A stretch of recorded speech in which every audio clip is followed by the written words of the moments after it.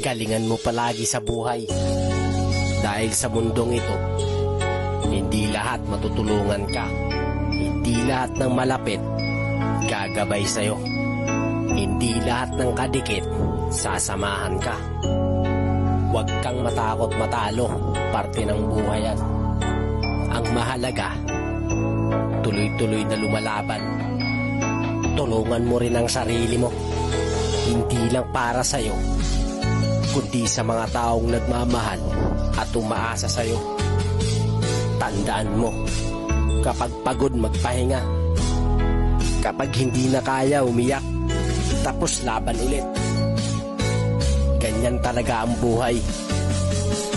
Tatagan mo palagi sa hamon ng buhay. Lakasan mo ang loob mo. Matuto kang lumaban ng mag-isa hanggang sa meron ng mapatunayan.